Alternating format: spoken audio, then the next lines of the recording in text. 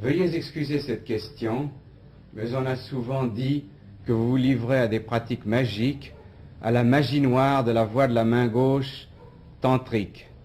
D'où pensez-vous que naissent de tels bruits, de telles suppositions? Mais comme je vous l'ai dit, il y a des personnes qui veulent absolument créer des mythes et prendre les occasions les plus drôles pour se satisfaire. On est arrivé même, justement, c'est en France qu'on a écrit que chez moi, on célèbre les messes noires avec les jeunes filles blondes chaque semaine. Alors, étant donné mes conditions, il y a à dire ce mot allemand, zu schön um wahr zu sein, c'est-à-dire c'est trop beau pour être vrai. Alors, ce que je peux dire qu'en 1927, 28 et 29, j'ai organisé ce qu'on s'appelait le groupe des Our, qui ne s'occupait pas de magie, mais des opérations initiatiques. Et après cette période, alors il faut distinguer entre des pratiques initiatiques et des pratiques magiques, ce qui est assez différent. Et j'ajoute que de ce groupe de Our est né un ouvrage qui est presque unique dans son genre. Ce sont des 3 volumes qui s'appellent Introduzione alla magia, Introduction à la magie. Ce sont des monographies anonymes, parce que selon nous, ce n'est pas l'auteur qui compte, mais le sujet, avec des traductions, des commentaires.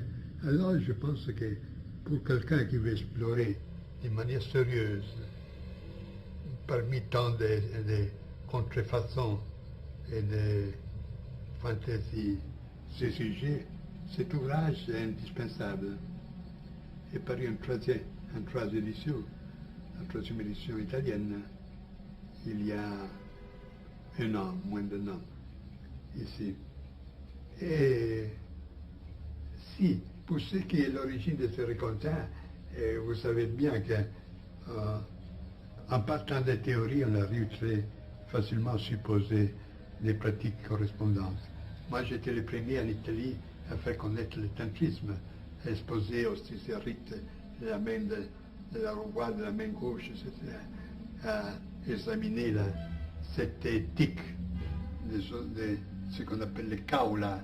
C'est un courant des tantriques qui professe une sorte de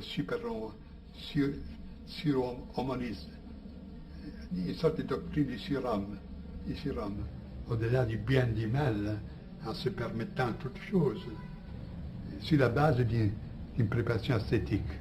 C'est là le singulier, qu'on considère l'ascétisme dans ce courant, pas pour le moyen de se détacher du monde, mais pour être libre de le vivre, sans y être pris.